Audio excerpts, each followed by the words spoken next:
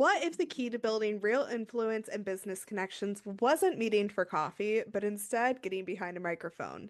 That is exactly what happened for today's guest, Angela Duncan. In this episode, I'm sitting down with Angela, the host of the Empower Her Money podcast, to talk all about how she uses podcasting as a powerful tool to network, grow her brand, and empower women around money and business. We talk all about how she intentionally built her podcast separate from her real estate business and how she books powerhouse guests like Elena Cardone and what strategies have helped her hit the top 5% of podcasts globally, as well as putting out previously 5 episodes a week. A little bit more about Angela before we dive in. She is known as the Queen of Investing, and she is a woman who has defied the odds and conquered a childhood of abuse and poverty. She is a force in the personal finance industry with 25 plus years of experience in banking and financial advising, owning a top 10 RE/MAX office with over 2 billion in sales, and now is 100% focused on helping individuals create wealth through investing while they continue their business life. Angela is also a Amazon #1 best-selling author with her book called Empower Your Money. Her mission is simple: to transform lives through financial literacy, passive investing, and generational wealth, proving it is never too late to rewrite your financial story. I hope that you enjoyed this episode. All of our links will be in the show notes, and let's get right to it. Welcome to the Podcast Café, where we're serving up everything you need to know about podcasting, from tips, stories, and strategies for podcasters from podcasters. I'm your host, Haley Hayhurst, the founder of Espresso Podcast Production, a full-service podcast agency helping business owners, creatives, and thought leaders launch and grow their shows. Whether you're just starting out or want to take your podcast to the next level, this is the place for you. Each week, we'll dive into practical tips, actionable strategies, and of course, stories from other podcasters so that you can build up a podcast that you love and that works for your business. So grab your coffee, get comfortable, and let's get started. Welcome to the Podcast Cafe. Hey, Angela, thank you so much for joining me in the Podcast Cafe. I'm really excited to dive into your podcast today. Thank you so much for having me. Yeah, so since we are in the Podcast Cafe, I have a really important question to ask you. What is your go-to coffee order? I've never been a coffee drinker, so I've Mm-hmm. always done tea, and then I kind of progressed over the years from chai tea to dirty chai, and now I like lattes sometimes. Okay, I like that. I like that. Well, I'm really excited to chat about your podcast, Empower Her Money podcast. So, can you tell us about why you started it and what it's all about? Yeah, so it was actually my daughter's idea, and I was finding that I was getting into some incredible rooms and meeting some amazing entrepreneurs that were running businesses at a higher level than me, but I couldn't get in front of them. I couldn't get them to go join me for coffee or a lunch or a drink or anything because, everyone says their schedules are super busy. But what I found is I can ask them to be interviewed on my podcast, and people love to promote their business. Mhm. So this was my way of connecting with those type of people who were telling me no for coffee, but to get them on my podcast. And it really gave me a chance to get to know them and get in front of them and ask them a ton of questions about their business, but also promote their business as well. Absolutely. What were the type of rooms that you were in and the type of people you wanted to speak to? Yeah, I do a lot of real estate investing. So I was talking with money managers, people who have traded, billions of dollars of real estate. I've had Elena Cardone on my podcast. So those are type of people that aren't just going to pencil me into their schedule to go grab coffee, but they are more than happy to talk about what they know and promote their business. Yeah, especially on a good podcast with good branding, which yours has. And so, you know, your business and your podcast are not like the same thing, right? Like your business is more on the real estate side and your podcast is its own brand. So tell us about building up this brand and why you decided to do like the separation of the two rather than starting like a real estate podcast. Yeah, I wanted to be able to have a podcast that helped women. Mhm. And not all women are in real estate, but a lot of women own businesses. And I wanted to help women who were, 3, 5 years behind me, because those are the type of people that I was interviewing. They were 3, 5, 10 years in front of me with their businesses. So I wanted to have its own identity so that we didn't just focus on real estate, because I think a lot of what people talk about on my podcast can relate to multiple types of businesses. And a lot of people are in multiple types of businesses, like you are. You're doing your podcast, but you also have your business as well. So, how do we reach more people with that information? I needed to broaden it a little bit. And the word empower, is a very widely used word, but just to talk about women in general. So, Mhm. empower her money and talk about different aspects of money from people from different backgrounds, different businesses, not just real estate, which I do truly believe in building wealth through real estate. But there's also ways to build wealth outside of that. So it's a great way to keep it separated.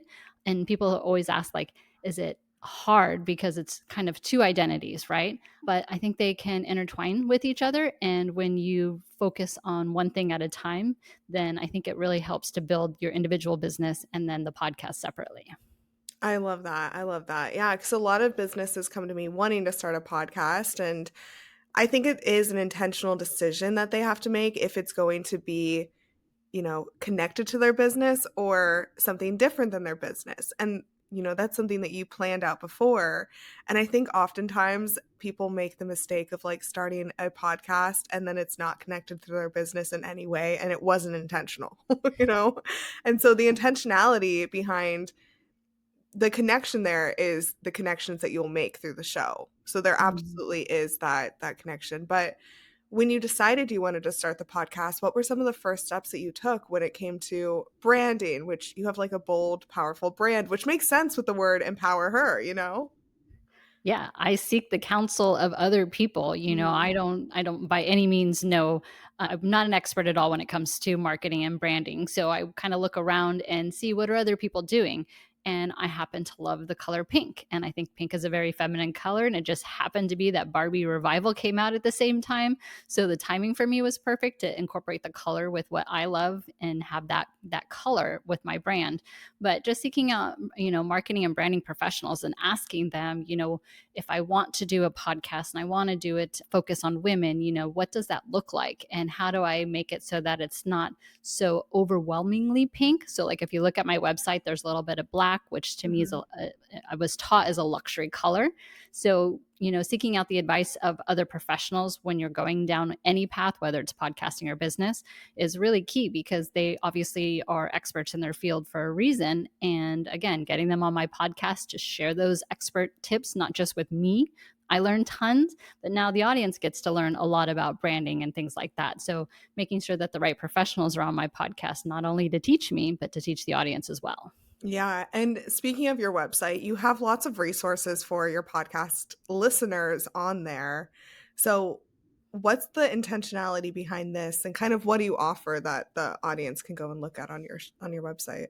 Yeah, I feel like when you give away things for free that are actual, items that are beneficial to people, then they come back to you and they Mhm. trust you. And so why am I going to charge for things that I can give away for free? For example, I wrote a book called Empower Your Money, which is on Amazon, and once a quarter Amazon allows me to offer it Kindle version for free. So I put it on my calendar and I promote it for free. And then I tell everybody it's out there for free because not everybody has the funds to be able to invest in their education. So the more that we can give them for free so that they can start that journey, we're talking about money on my podcast. How can I save you money? Well, I think you should be intentional. I think you should give your information for free because then it's just going to bring people back to you and they're more likely to share your information, which will get you into a bigger audience. Yeah, definitely. And also get people on your email list so then you could tap into it there. I think that that is great. I know a lot of podcasters want to have that sort of connection of, getting people on their podcast or and then getting them on their email list, getting the listeners there. So I love how you do that really seamlessly. Yeah, and I do need to spend more attention on that, so thanks for bringing that topic up. I'm definitely not the expert when it comes to email marketing. It's great that people are coming and getting the free resource, that's the intention for me, but I really should concentrate a little bit more on the email marketing, so that's good advice too. Definitely. Yeah. So I want to talk more about like the word empower and what made you decide you wanted to have this podcast. I'm curious to hear from you. Like, what was the idea behind empowering women to do more with their money? Yeah. So prior to the podcast, I really didn't, grab a microphone and speak. I was not on stages. People didn't ask me to go speak to their audience. It's definitely a skill set. I was very much used to being behind the scenes. I'm a great integrator, I'm a great execution person. I'm not usually the face and the name and the talking piece of a business. So for me, the word empower was something that I wanted to feel. I wanted to feel empowered enough to share the wisdom that I know. I mean, I've been in real estate for 25 years. I've been talking about money since I was 18 years old. How do I share that with more people if me myself didn't feel confident or empowered enough to get up on a stage and share that knowledge with other people? So that word for me is very powerful because it was a feeling that I was lacking at the time and I needed to go through the process. I've done almost 400 podcasts between mine and interviews, and now I feel more comfortable speaking. It's just another way for me to reach more people to teach about money, which is really what my end goal was with the podcasting, is to help empower other people who perhaps felt like I was before I started my podcast. Yeah, I love that. And I think what you're doing with that is exactly that. What are some of the conversations that you have had on your show that you want to highlight? Yeah, one of them recently, Kimberly Spencer, she just came out with an incredible book, but she was talking about all of the work that went behind the book prior to launching it. So I hear people say, and you probably hear this too, is they want to write a book. Well, Mhm. why? You need to make a business plan for that book before you launch it, but why do you really want to write it? Is it to help educate people? Do you have a story to tell? Well, you can write that book and throw it on Amazon, but it won't reach anybody if you don't plan for that launch ahead of time. So, if you truly want to write a book to impact people, you need to put a business plan behind it. So, I love the way that she taught that. I am the type of person that, someone will call me with a great idea and I want to go off on a, little bunny trail to go launch that new business or start on this, or people are making money on TikTok, and you can go all over the place with your business, right? So another thing that I was taught recently is about singular focus, to have a singular focus first so that you can work really deep and put deep work in one business and focus on there instead of kind of spreading out all over your, dedicating your time in many different places does not help one single business. So if I really want to impact people with what it is that I'm working on right now, then I need to have that singular focus and kind of time block a little bit of, what's going on in my life at that moment. Yeah, that makes sense. And you do have really cool guests on your show. How do Yeah. you meet the guests that you interview? I know you said that you go in rooms of, really, people that are 10 years ahead of you, but how do you get in those rooms? Yeah, you gotta pay to play a lot of times, and getting in front of Elena Cardone, I had paid for a VIP ticket to go to her event, so I had access to a smaller room to be able to talk to her and then say, "Hey, you've got a great story, and I wanna highlight something that I know about her." I know she wrote a book about building her empire, and I would love to promote it on my podcast. You're empowering women.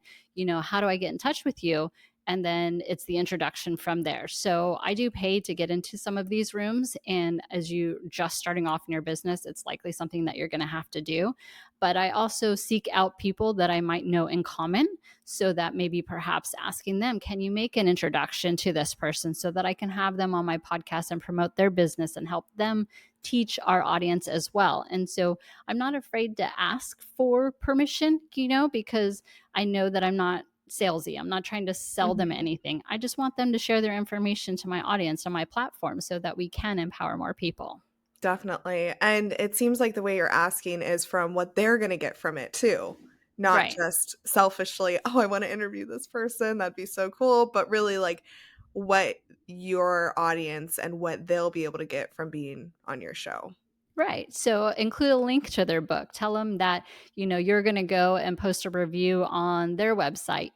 Give back to somebody when you're doing that too, especially as a podcaster when you're just starting. One of the things that you can help, say you're pitching to me, go give me a 5-star review on Spotify or on Apple and let me know that you did that so that I know that you're promoting my podcast as well and not just trying to use the platform for your own benefits. Let's work together and figure out how we can help more people. Yeah, I need to have an episode on that because there's a lot of guests that will be a guest and then never promote it, but really that's where the magic happens is in the promotion and the marketing of the show. It's great to sit down and have a conversation, but being able to have listeners for that conversation is really the goal with Oh, and a key podcasting. point on that too, I did see someone, I was filling out their podcast form to be a guest on there, and Mhm, it specifically asks, "Have you given my show," they put the show name in there, "Have you given this show a 5-star review? Please mhm, do so before continuing." And we don't want to lie to ourselves. So most people who say yes will, take that action and go do it because they don't want to lie to you. They don't know you yet, but we still genuinely, as people, most of us, right, have good hearts. So if you ask that question before they move on to the next one, they can easily click on the link, give you a five mhm. star review, then come back and finish filling out that podcast form. Yeah, I love that idea, and definitely if the link is right there, why wouldn't they do it, right? And I Right. think with Apple Podcasts or maybe it's Spotify, you have to listen to an episode or at least, like, play Spotify. it through to Yeah. leave a review, so that way you know your guest is, like, well prepared and is actually going to listen to the show before, being on. Right, or YouTube, or follow me on Facebook, it's n Yeah, ask them to help promote you as you're promoting them as well. yeah, exactly. And your top 5%, your podcast is top 5%, which congratulations on that, that's huge. What are some of the things that you think have led to you being in the top 5% of podcasts? Yeah, I ask people, if we're out and we're exchanging information, I'll ask them to follow me and add or follow the podcast, follow me on YouTube, follow me on social media. I put links to the podcast everywhere. It's in my email signature. Mhm, So I'm giving people permission to, go and give me a rating or follow the podcast. Or if I'm speaking with someone at a networking event and they're like, oh, I'm having a problem with this, I'll send them a link to the podcast and say, "Hey, I think this episode would be really beneficial for you right now. There's some tips in here that I think could help you in your business." So I'm proactive in that too. And I keep a lot of notes. So when I meet someone, say I'm at an event and I met someone at a networking event, when I add them to my phone, at the bottom, I'm an iPhone user. So at the bottom mhm. of the contact where you can put in notes, I'll specifically put in notes about our conversation so that when we do have a conversation again, I'll go back. It takes 30 seconds for me to review. Maybe they had children, maybe they were traveling, maybe they're just bought a new business. And then I can ask them, how's that going? And then just connect them to other people that I might know that'll help them on their journey as well. I love that. I think that not a ton of podcasters do that step of Right. remembering what episodes that they've had in the past and then sending it when it's helpful. It's instead of doing like the one and done, just like, okay, my episode is up this week, on to the next. Those past episodes have a lot of value in them that like should be sent to people when it's relevant. Yeah, and I'm posting 5 a week, so I give my team permission to go back and look at some of our past episodes and re-promote people, especially if I come across them again, and I'll say if I see them, I'm like, "Oh my gosh, so great to see you. What's new in your business?" And they say, "Hey, I'm promoting this, webinar or this event." Then I'll let them know and let my team know, "Let's repost that podcast, put a new link in there." That way I'm promoting them and keeping that relevant, but it's also helping keep it top of mind for me so that I remember who I'm connecting to, which podcast and what I learned from that podcast, and then just reteaching what they've taught as well. Yep. And let's go to that point because you do have a ton of episodes and you guest on episodes as well. How do you balance it all? Time block, time block, time block. So I am very much a person who follows my calendar. I record my podcast for my podcast, Empower Her Money, on Thursdays. And I start early and I time block it. And that's when I'm available to do recorded podcasts for myself. Now, sometimes I'll do a one off, especially if they're local and I want to do it in person because the content is better and Mhm. I want to provide more value to the audience. And then if someone else is recording podcasts, if their only availability is say on the weekends and the podcast may not fit for what I'm working on, then I give myself permission to say no, because not every podcast is going to be right for you. And you want to make sure that the message that you're giving is going to be right for the podcast host's audience. And maybe it's not relevant at that time. So just giving myself permission to say no is okay. Yeah. What made you decide to put out 5 episodes a week?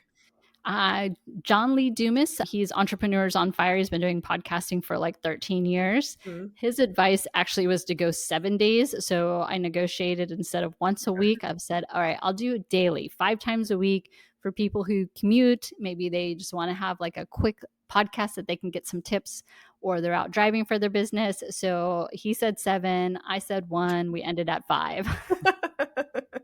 But again, it's like seeking out the advice of someone who's doing things much bigger than me. I wanted to do once a week. And he's like, no, that's not enough for the audience to really get to know and learn from you. So 5 a week it is. Yeah, yeah. 5 a week is a lot, but, it's bringing in, connections for you and the audience for you, and Right. you have a lot of, guest episodes on here, so that's a lot of people that you're connecting with. How do you keep engaging them after the episode is over? Very few will. So probably about 1% of my guests I stay in pretty, a regular communication with, Mhm. and that's okay. If people can come and go, maybe they're in a different season of their business. People will reach out to me that I haven't spoken to in a year and say, "Hey, I'm working on a new project. Can I come back on your podcast?" And, I just say absolutely. So Yeah. it's impossible for us to stay in contact with that many people over the years. So I just, pick the people that I feel like I can help with, or people who are, willing to still mentor with me or perhaps coach me.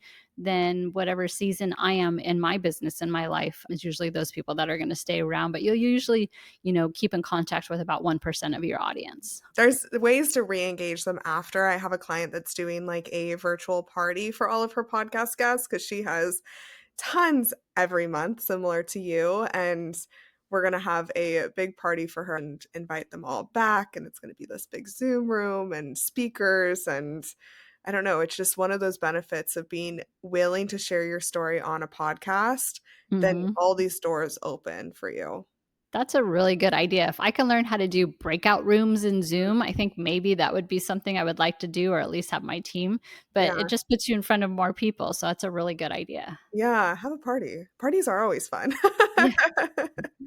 No, I love that. And this being in the podcast world is you don't always know what your downloads are, right? I have hosted on the Spotify platform, so I don't always know what's going on in Apple. I don't know what's going on in iHeart, and I don't pay a lot of attention to it. I just show up and do what I do.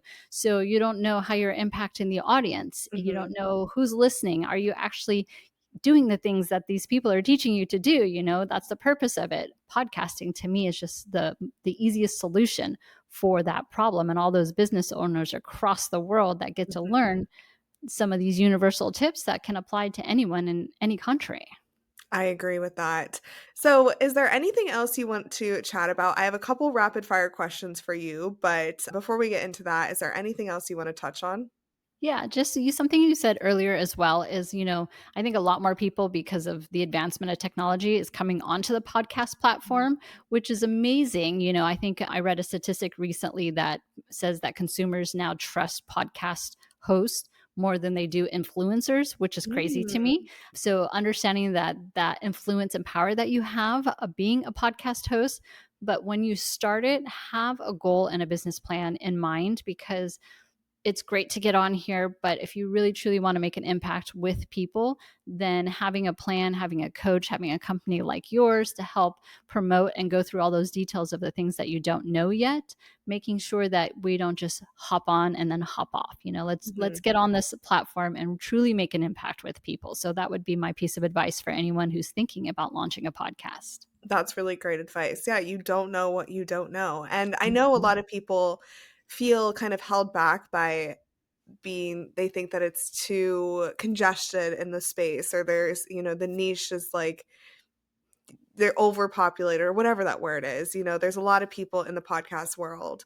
What would you say to them? Because I mean, there's a lot of people talking about money and finance in the podcast world. We all have unique perspectives. We all Mhm. have access to different audiences, different, speakers, different people to interview. I mean, I spoke earlier about John Lee Dumas. He still doesn't do video. When I was interviewed on his podcast, we Skyped. I'm like, people still use Skype, but it's a technology he knows, very well. And it's how he still has millions of downloads. So there's still people out there. And I think the podcast listening audience is growing. And so just figuring out what your audience looks like, don't be afraid to say yes and just do it. Yeah, 100%. And you've mentioned your team a couple of times that you were working with. When you started the podcast, did you know you wanted to outsource it right away? Oh, definitely. I know my skill set. I to edit a video, to make a reel. I mean, I didn't even know how to schedule posts. I didn't know how to cut up anything. And, hiring that out to someone who could do it in 2 seconds versus me watching videos, trying to figure it out, get frustrated. I didn't even know what kind of equipment, I want to make sure I have a good camera, good microphone. Mhm. Hire everything out that you possibly can and just spend the time on your strength, because that's where the biggest impact will be. Yeah, yeah, and for most podcasters, that strength is the content creation, that creating those great episodes, creating the relationships with the guests. That's really where a lot of podcasters have that strength. And if you let's say someone wanted to start a podcast and they didn't want to outsource anything and they stopped after 3 episodes is where most podcasts Oh, stop, like 3 episodes. They would never be able to be in the opportunities that you have. Like, just really I love that tip of play your strengths, like, focus on your strengths and outsource what isn't a strength. yeah. My strength is asking questions. I'm an extremely curious person. And so I think podcasting for me has just been a natural fit, because now, when you're little and your parents are like, stop asking so many questions, because you're like, but why? But why? And how does Mhm, this and why? mhm. Now I have a platform where I get to do that and it helps people. So why not? Exactly. I know, I always say I'm really nosy, and that's why I love Mhm. podcasting. Mhm. Okay, I've loved this conversation so far. I have a couple rapid fire questions all about the podcasting that I have for you. So we will just get started with the first one. What is the first podcast that you listened to or that had like a big impact on your life? Entrepreneurs on Fire with John Lee Dumas was the first one that I started listening to. Very cool. Very cool. What was it about that kind of stood out to you and eventually helped you start your own? He interviewed different people and it went right to the point. And it was quick, it was easy. So Mhm. that was the first podcast. But if we back up for a second, I think the first audio that I was really listening to, and this is going to age me a little bit, but I was recently featured in Success Magazine. And when I started reading that magazine, like the paper copy came to my office every week or every month, it used to include a CD. And so Darren Hardy would interview an entrepreneur, business owner, and you would get that interview on a CD. And so I would play that in my car. So I've always been like an audio person. That's almost like a podcast. So I would say Mhm. that was maybe my first Success Magazine, but my true podcast on a podcast platform was Entrepreneurs on Fire. Very cool. I love that. So, what's your favorite podcast genre to listen to besides your own? Haha. I was going to say money. So I listen to several. Public.com has one called The Rundown. It goes over the stock market every single day and Mm, it's less than mhm. 10 minutes. Rich Habits is one that's usually around 20 minutes. Candy Valentino, she's a financial guru, probably one of my favorite. And Nicole Lapin, they both have financials. So my genre is more in that real estate investing money space. Yeah, I love that. Okay, Rich Money, I'm gonna have to go or Rich Habits, is that what you Rich said? Habits, I'm gonna have to yes. go listen to that. Okay, do you have any dream podcast guests? I would love to have. I've reached out to Candy Valentino. I have gotten her team. My podcast's not quite big enough, I think, for her to Mhm. say yes. And Nicole Lapin, she's the money girl. She also has a podcast. Both of them do a lot of solo, but they also interview. So I would love to do a podcast swap with either one of them. Very cool. Okay, I see that in your future for sure. Yay. What is one podcast you recommend everyone listen to? And they might be the ones that you just mentioned. Yeah, so it depends. Candy Valentino, hers is called the Candy Valentino Show, and she really dives into entrepreneurs and gives advice to business owners. So I love that. Whereas Nicole Lapin is more on the money side. So she'll interview guests from all different aspects about investing and budgeting and all kinds of things. And I think that's more practical.